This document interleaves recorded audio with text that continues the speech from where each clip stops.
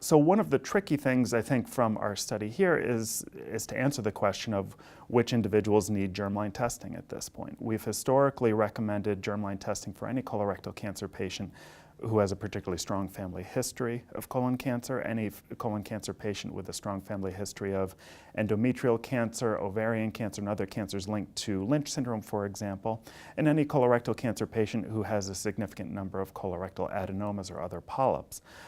Our study here found that if you look beyond Lynch syndrome, which has historically been known as the most common inherited colorectal cancer syndrome, you end up finding a lot of inherited mutations, and there doesn't seem to be, at least from our data here, there doesn't seem to be specific factors that tell us which individuals need germline testing.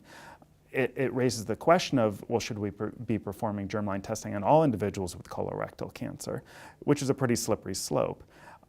I think the counter-argument to that is that some of these inherited mutations still have a lot of questions behind them even when we find these mutations. And so we're not quite ready to be recommending germline testing for all individuals with colorectal cancer. I think we would come up with as many questions as we do answers if we were to do that.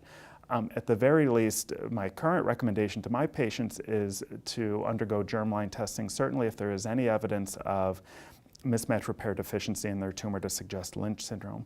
If there's any evidence of inherited polyposis due to their personal history of colorectal polyps or a family history of polyps.